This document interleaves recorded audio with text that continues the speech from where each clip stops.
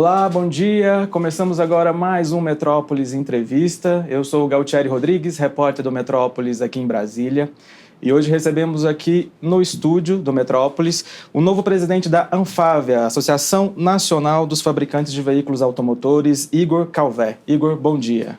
Bom dia, Gautieri. Um prazer estar aqui com vocês. Igor, eu queria começar pelo fato inusitado, né? Pela primeira vez, a Anfávia está tendo um novo presidente, um presidente representante do mercado e não das montadoras, né? O que significa isso para a associação? É um novo momento? O que representa isso para a entidade, para a associação, para a Anfávia? Esse processo, Gautieri, ele vem sendo estudado e amadurecido ao longo dos últimos anos na Anfávia. É um processo de modernização da governança. Várias associações industriais representativas dos setores industriais passaram por isso ao longo dos últimos anos, que é fazer com que a administração, a gestão da representação setorial seja feita por um profissional do mercado, um executivo independente. Na Anfávia chega agora em 2025, mas na maioria das associações esse processo já aconteceu. E ele vem como resultado de uma mudança também, imagino eu, do que acontece no mercado. O mercado mudou muito nos últimos anos e, portanto, também a representação setorial precisou mudar ao longo dos últimos anos. Certo. Você está assumindo em um momento em que o mundo tem discutido muito, né? Talvez seja o assunto hoje mais comentado no mundo, que é a questão do tarifaço imposto pelo governo dos Estados Unidos. E todo mundo está se perguntando qual que é o impacto disso para o Brasil, para a indústria nacional. Terá algum impacto para a indústria automotiva no Brasil? Olha, eu assumo no momento em que acontece essa discussão inteira, mas é uma discussão muito mais turbulenta do que apenas Estados Unidos e tarifas do Trump.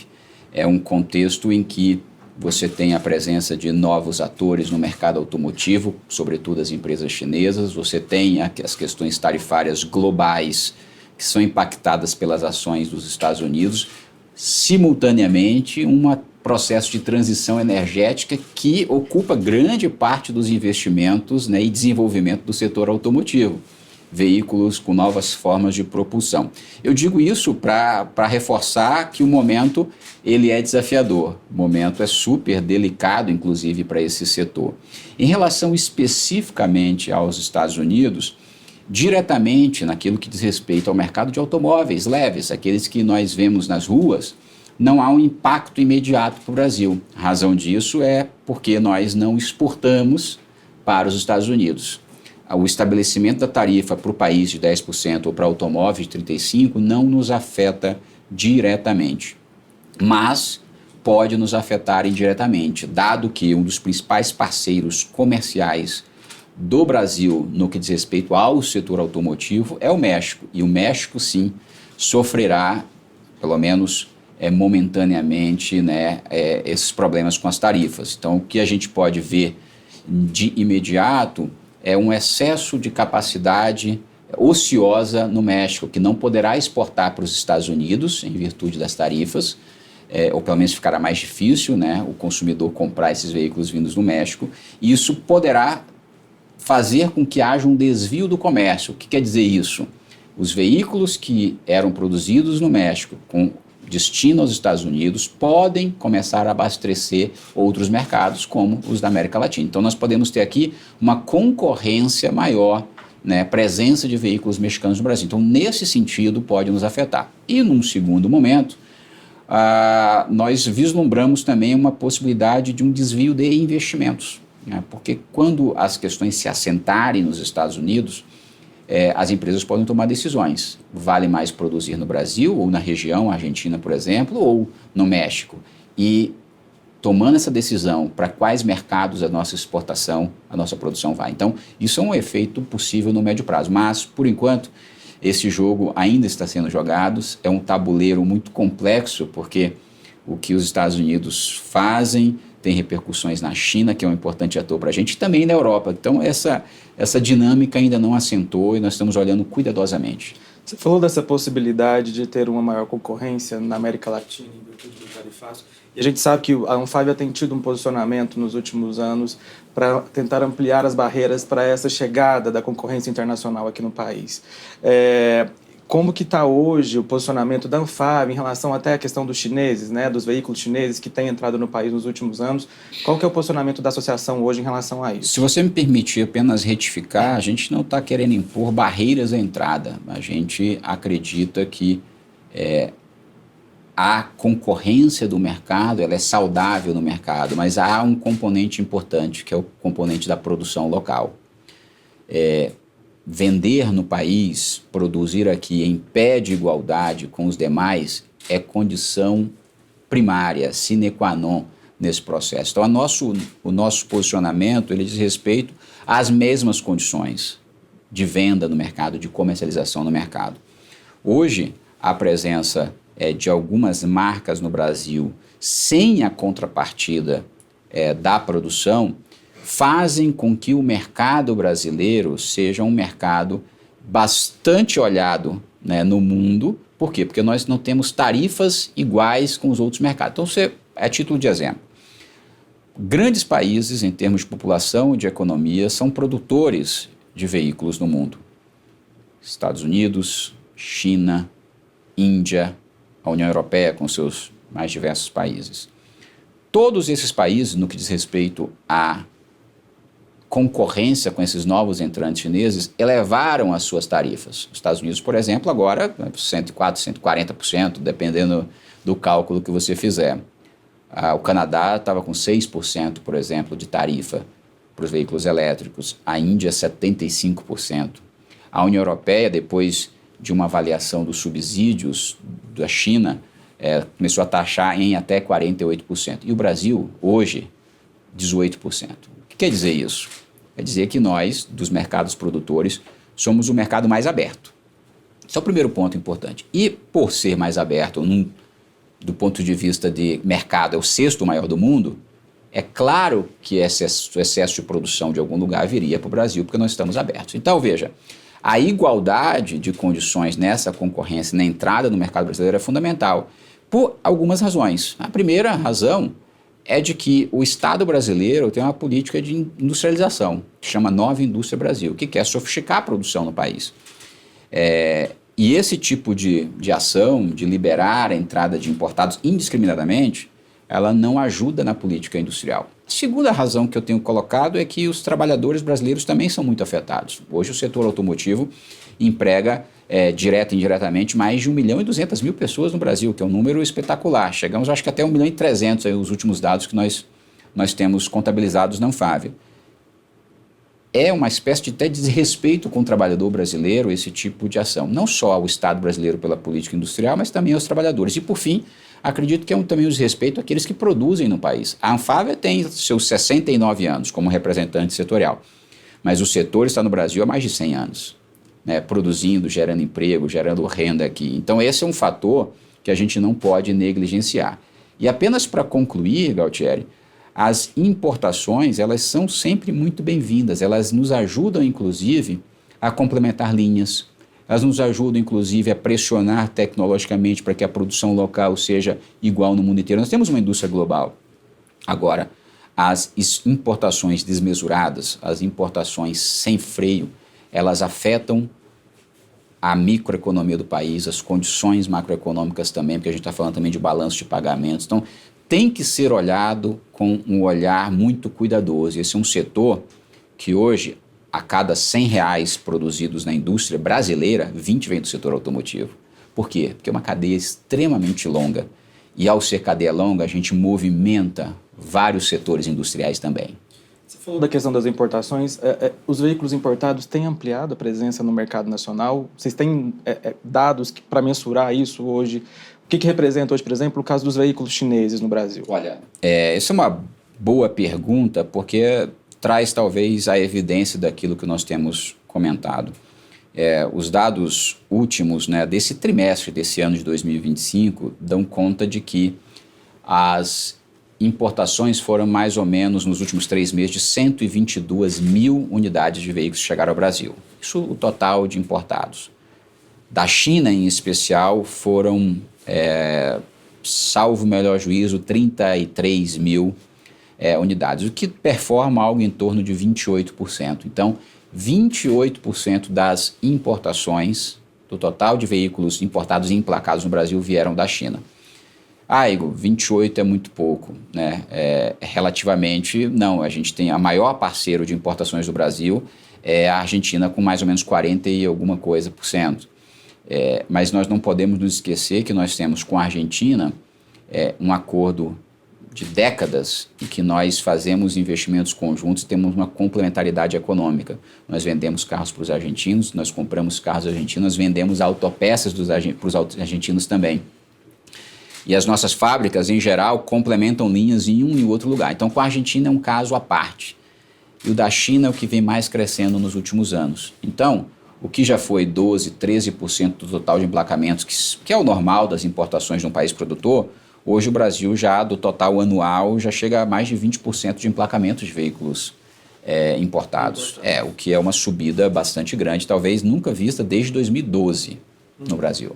O mercado de veículos do Brasil passou por um momento delicado ali na pandemia, né? Já deu para se recuperar? Como é que está hoje o contexto do mercado de veículos no país? A pandemia foi, em muitos aspectos, né, um momento desafiador e um desastre em vários outros. No setor automotivo, significou a redução do mercado e a redução da produção.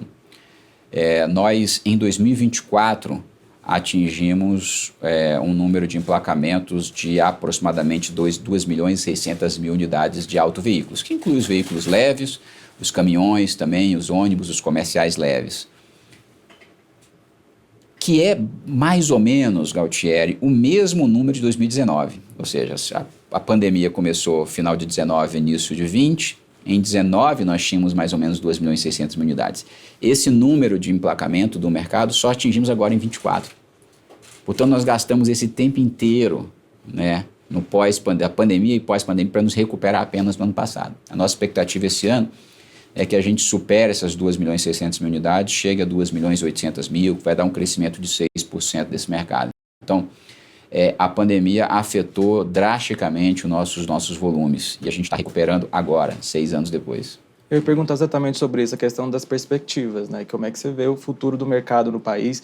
Tem indicadores que indicam essa tendência de crescimento? Como que vocês têm avaliado isso? O mercado brasileiro cresceu em 2024 14%. Nesse ano, nós estamos prevendo um crescimento menor, mas ainda assim robusto, de aproximadamente 7% do mercado. Que é maior do que a maioria dos setores industriais. E a razão disso, Galtieri, é que nós vimos de uma base durante a pandemia baixa, então a gente tinha uma demanda reprimida também nesse mercado. Agora, o que mais me preocupa nesse futuro e o futuro próximo, primeiro, é que a gente já diminuiu mais ou menos a metade do crescimento do ano passado na projeção desse ano. Que nós temos questões que a gente precisa dar conta no Brasil, taxa de juros, por exemplo, agenda fiscal, que impactam o nosso mercado bastante. A gente precisa de um período de estabilidade. E o mundo também está muito instável. Por incrível que pareça, o Brasil parece-me um dos países mais estáveis hoje do mundo, né? Que nunca foi o maior exemplo de estabilidade, mas hoje nos parece. A maior preocupação que nós temos, e essa eu faço questão de registrar a você, Galtieri, é a preocupação com a produção. Porque uma coisa é o tamanho do mercado. A outra coisa que é muito importante para nós é o quanto desse mercado nós conseguimos suprir com a produção local.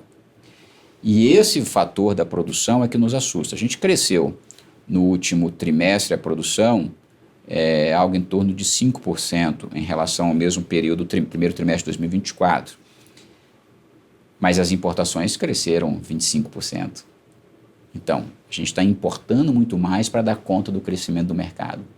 Isso não tem sido acompanhado par e passo no mesmo montante ou proporcionalmente ao crescimento da produção local.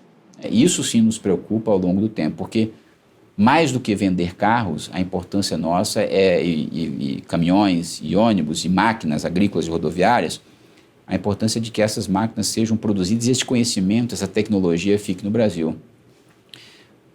Poucos conseguem ver ou entender a complexidade produtiva de fabricação de um veículo, um autoveículo, qualquer que seja, grande ou pequeno. Mas o tanto de tecnologia embarcada que tem de eletroeletrônico que tem, de processo de transformação industrial do couro, da areia, né, é gigantesco. A quantidade de têxteis que tem num veículo também. Então, isso tudo nos importa como cadeia, acho que como visão mesmo estratégica de país ao longo do tempo. E o que você atribui essa questão estrutural mesmo, dessa não correspondência da produção local à demanda do país hoje? O que explica isso, Igor? Isso é muito explicado em função do cenário atual, que eu entendo ser conjuntural, de facilidade das importações num contexto em que o mundo inteiro erigiu barreiras para equalizar a competição. O Brasil não erigiu essas barreiras para equalizar, não é para impedir, para equalizar a competição. Então, grande parte dessa queda, né, desse ímpeto industrial pode vir daí. Mas a gente tem alguns outros fatores, muitos deles intangíveis, que dão conta do nosso custo no Brasil de produção. O custo de produção no Brasil, por exemplo, é muito menor do que o custo de produção no México. Quando a gente fala de custo, são vários os custos possíveis. O custo logístico, o custo do capital, o custo de infra, o custo de energia. Então a gente tem uma série de variáveis no Brasil que fazem com que esse custo seja mais alto. Então a gente tem que trabalhar nessas causas do custo para nos ajudar, inclusive, a ser mais competitivos. Entendo. Esse custo mais alto, no fim das contas, influencia no valor do veículo hoje, que é uma das grandes perguntas que eu acho que a população faz, é por que os carros estão tão caros no país. Por quê, Igor? Qual que é a explicação? Olha, primeiro que eu não tenho um mandato como representante setorial para falar do preço de ninguém. Isso é uma questão comercial de cada uma das empresas, isso é muito tranquilo para mim. Mas eu posso mencionar a você assim, dois componentes essenciais de custo e que influenciam no preço. Primeiro, o tributário, né? Nós ainda estamos em processo de reforma tributária, de especificação ali dos limites da reforma e da carga tributária, mas hoje a carga tributária para um automóvel no Brasil é entre 40% e 45% de custo, com o tanto de impostos que nós temos. Isso eu não preciso dizer que é um componente fundamental. O outro componente fundamental é o câmbio. Nós temos também muitas partes e peças ainda que são importadas para se fazer um veículo e o câmbio batendo 5, 6 também encarece esse custo, né, de produção. Então eu dei dois fatores que ajudam a explicar, né, o preço. Mas é óbvio, o preço também é uma estratégia individual de cada empresa e por nichos também de mercado que variam com a renda do próprio consumidor e outras coisas mais. Mas essas duas eu consigo te dar a clareza de que impactam profundamente isso. Então, a possível futura redução do preço do veículo hoje no Brasil depende desses dois fatores, na sua visão? Depende também, né? Não só. Tem questões de mercado normais. Eu adicionaria até, eu falei do tributário, mas acabei não especificando, que causa uma insegurança muito grande no Brasil. Os automóveis, eles foram colocados no rol daqueles produtos nos quais incidirá o imposto seletivo, que é o dito, e eu não gosto dessa expressão, imposto do pecado. Né? Então, colocaram o automóvel ali e como se fosse um produto que causasse dano ao meio ambiente ou à saúde. Visão da qual eu discordo veementemente. Mas meu ponto nem é esse, meu ponto é que essa definição das alíquotas de impostos do imposto seletivo, ela virá por lei ordinária, isso não será definido agora, inclusive no próximo ano, o que nos causa mais apreensão ainda, porque se hoje a alíquota é de 40% a 47%, juntando todos os impostos estaduais e federais, a gente sabe que vai ter uma alíquota base, que nós torcemos para ser 26,5%, a mais baixa possível, mas nós teremos um penalty, uma penalidade adicional, que é o imposto seletivo, que a gente não sabe o quanto vai variar. Então, a gente não sabe se nós vamos ter aumento de carga tributária ou reduzir a carga tributária. Então, todo mundo trabalha na incerteza, o que para esse setor é muito ruim. A incerteza para o setor automotivo, ela é péssima, porque nós trabalhamos com ciclos de investimentos. Então, o que está sendo desenvolvido hoje na indústria é o que vai estar no mercado daqui a 5 anos. Mas para estar no mercado daqui a 5 anos, eu preciso fazer os meus estudos de mercado. Eu preciso falar de tributação, eu preciso falar de rede de distribuição, eu preciso falar de peças que vão compor aquele veículo em desenvolvimento. com o dólar flutuando, né, e oscilando muito para cima, como estamos agora, eu acho ótimo flutuar o dólar, com custo tributário altíssimo e com ausência, né, de algumas regulamentações que impedem essa questão equânime na competição com os importados, fica cada vez mais difícil, Galtieri. Essa concorrência interna, da chegada dos importados, não favorece essa questão do preço do veículo no final? Não digo para o consumidor, não é uma livre concorrência que favorece o consumidor no final das contas? Essa é uma boa pergunta, porque aí você define a livre concorrência como? Apenas como a entrada indiscriminada dos veículos importados no Brasil, enquanto você libera essa entrada, você aprisiona o produtor local, né, numa rede de custos infinitas. Então, me parece que não é um livre mercado competitivo, porque você impõe livre mercado competitivo seria se você tivesse os mesmos padrões competitivos para todo mundo, o que não acontece hoje. Então, de uma forma ou de outra, você tem, na verdade, um desnível competitivo e que não é um livre mercado, ponto. O consumidor quer, óbvio, né, preços mais baixos, mas preços mais baixos às expensas de quê e de quem? Porque muitas vezes o preço mais baixo ele vem como subsídios, ele vem, na verdade, camuflado de dumping.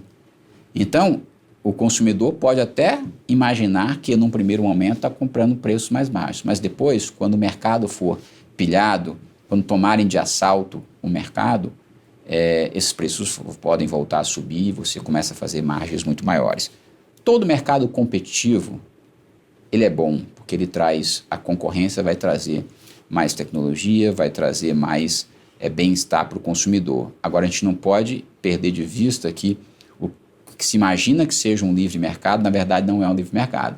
Libera parte do mercado e aprisiona outra parte do mercado. Aí isso não é um livre mercado de competição igual. Você usou o termo tomarem de assalto o mercado. É isso que você classificaria como acontecendo hoje no Brasil? Eu tenho dito, duas expressões. Eu tenho dito pilhagem, que eu sou contra a pilhagem no mercado, e tomar de assalto. Por quê? Porque praticar, entrar no mercado brasileiro de maneira desigual, competitivamente desigual, estabelecendo preços que nós não temos certeza, nós estamos iniciando uma investigação se há dumping ou não, e mergulhando esses preços, tornando a competição cada vez mais difícil, é tomar de assalto o mercado brasileiro. É não ter rentabilidade, querer conquistar o mercado às custas de quem está aqui produzindo com custos diferentes. E ao fazer isso, você desestrutura o mercado, e ao desestruturar o mercado, você, primeiro, fecha a torneira do investimento das empresas que já estão aqui. Eu vou investir para quê? Eu vou gastar o dinheiro, eu vou investir meu dinheiro, meu capital, em algo que lá na frente vai me trazer um problema e não tenho retorno desse capital. Então essa torneira começa a fechar. E o segundo momento, o que acontece? Você acaba com a concorrência. Por quê? Porque você pratica preços que são irreais. E ao acabar com a concorrência, você depois vira, né, ou um oligopólio ou um monopólio, o que é muito ruim também. Certo, Igor, vamos falar um pouco sobre transição energética. Você mencionou no início da nossa conversa aqui que é um dos aspectos, né, que caracterizam hoje o momento atual da hoje pode ajudar a promover essa transição energética. Galtieri, nós estamos no ano de COP no Brasil, em Belém, a COP 30. E é muito interessante nós analisarmos, né, que o setor de transportes, ele representa hoje algo em torno de 13% das emissões de CO2 no Brasil. Por que eu friso esse número? Porque, em geral, quando se fala de CO2, poluição, duas imagens vêm à nossa cabeça, ou pelo menos passam nos jornais, televisões, etc., que é um cano de descarga, né, no carburador de um carro, né, ali, e uma chaminé de uma fábrica. Mas a verdade é que a nossa indústria é 13%. Isso você está querendo dizer que vocês não têm compromisso? Em hipótese nenhuma, nós temos um compromisso muito grande com isso, e eu te dou alguns números. Hoje, certamente, mais de 85% da frota circulante no país roda com motores flex, que usam gasolina e etanol. A quantidade de etanol na nossa gasolina, ela já é responsável por uma descarbonização, né, de milhões de veículos, como se nós tivéssemos milhões de veículos elétricos no país rodando. Nós temos uma vantagem competitiva no Brasil. Nós costumamos dizer que a Anfávia ela não é elétrica, ela é eclética. Por quê? Porque o que importa, a nossa visão, Galtieri, é ter múltiplos canais de descarbonização. Se eu vou descarbonizar com o etanol, ótimo. Se eu vou descarbonizar com bateria elétrica, com os veículos elétricos, ótimo. Se eu vou utilizar HVO, gás, ou mesmo célula de hidrogênio, ótimo. Porque a finalidade não é uma rota tecnológica específica, a finalidade é descarbonizar. E aí é um ponto bastante importante. Nós fizemos recentemente um estudo na Anfávia que dá conta da descarbonização do setor automotivo no Brasil. A gente sabe que em 15 anos, 2040, mais de 80% das vendas de veículos no país será de veículos com algum nível de eletrificação. Eu não estou dizendo que será um veículo puramente elétrico. Para aqueles que não acompanham o setor, pode ser níveis diferentes, pode ser totalmente elétrico, pode ser um híbrido plug-in de ligar na tomada. Algum nível de eletrificação nas vendas, 80% das vendas vai ter em 2040. Mas por incrível que pareça, Galtieri, a gente aponta que se nós avançarmos somente na eletrificação, não será suficiente para a gente reduzir os níveis de emissões de CO2 no Brasil, dados de 2022. A gente vai ter que combinar com uma estratégia robusta de uso de biocombustíveis também. Então, tudo aquilo que eu te falei, que a gente vai ter que, a gente é eclético, que a gente não acredita numa rota tecnológica apenas, no caso do Brasil, com um estudo recente que nós fizemos, a gente notou que a gente vai ter que seguir pelos dois caminhos para descarbonizar. O interesse é descarbonizar, né? A rota dos biocombustíveis e a rota da eletrificação. Somadas, se a gente colocar esforço nisso, nós vamos ter mais de 400 mil toneladas de CO2 evitadas na atmosfera nos próximos 15 anos. A gente vai ter uma redução de aproximadamente 7%, né, nas emissões de CO2, com base nas emissões de 22. Então, Igor, mas 22%, se a gente fizer tudo, 7% de redução se a gente fizer tudo certo. Tudo certo. Porque se a gente escolher só uma rota, muito provavelmente ou a gente vai aumentar as emissões ou a gente não vai conseguir reduzir absolutamente nada, vai ficar de igual para igual. Mas por que isso aconteceria?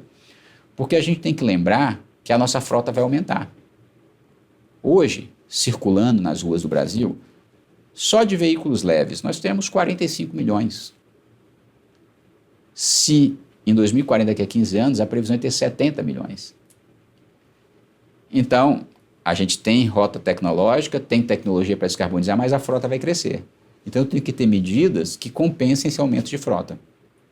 E a única maneira de ter medidas de descarbonização para compensar esse aumento de frota hoje é combinando as melhores tecnologias de descarbonização.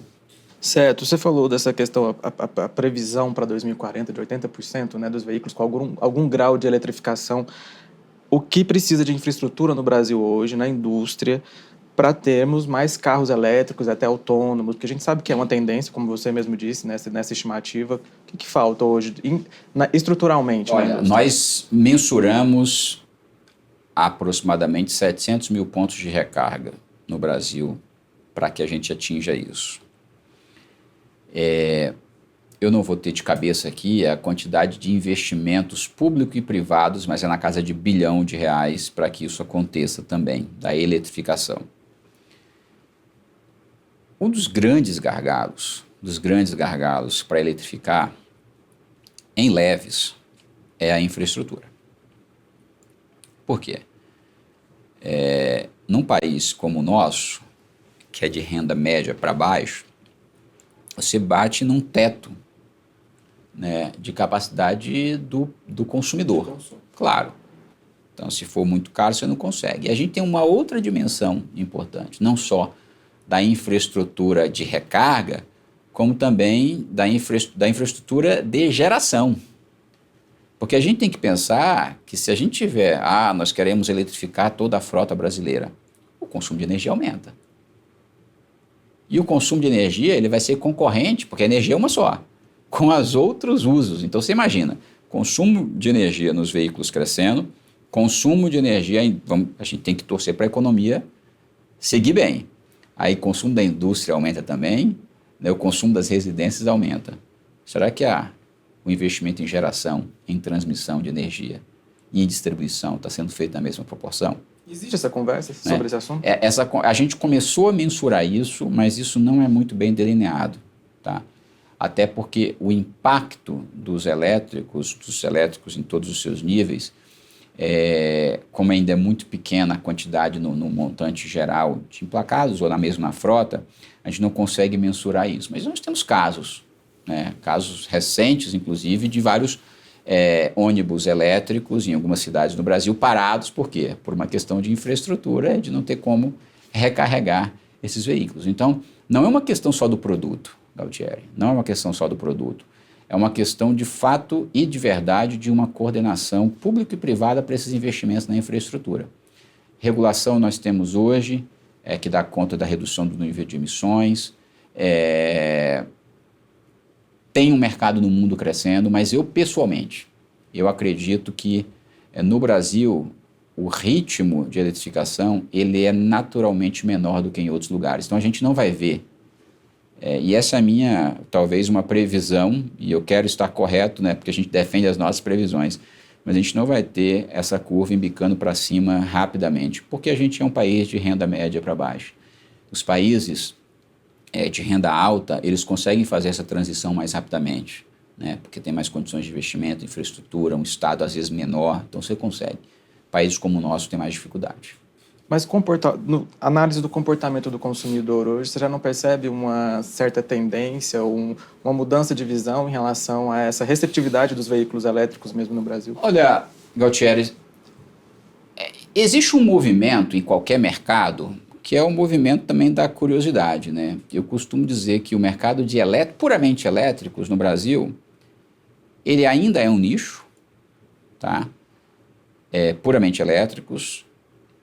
E o que reforça esse meu argumento é o fato de que no ano passado, 2024, nós tivemos uma média de emplacamentos mensais de veículos elétricos de aproximadamente 5 mil veículos. Teve mês que foi 4 mil, outro mês 5, até teve mês que foi 6 mil e alguma coisa, mas na média 5 mil veículos elétricos emplacados.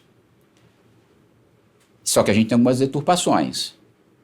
Os mercados no Brasil que têm maior poder aquisitivo, você costuma ver esses veículos, que é aquilo que eu falei mais, porque tem um fator de interesse do consumidor de mais alta renda por esse tipo de veículo. Mas para alguns usos, o transporte, por exemplo, coletivo pequeno nas cidades, esses novos aplicativos que também usam os veículos elétricos. Então você tem os novos entrantes entrando, o consumidor interessado, que aí são aqueles consumidores que são os curiosos, mas que já viriam e já compram de fato aquele veículo que tem um maior poder de renda. Mas há uma estabilidade no Brasil como um todo do número de emplacamentos desses veículos. Então, assim, há uma curiosidade, há um aumento, sem dúvida nenhuma, mas eu acredito ainda que ainda é um nicho. Não acessível para todos. Não acessível para todos. Certo. Igor, muito obrigado pelo seu tempo aqui conosco hoje. Sucesso aí na presidência da Anfávia. Muito obrigado, Galtieri. Foi um prazer estar aqui com vocês. Obrigado. Encerramos aqui mais um Metrópolis Entrevista. Até a próxima.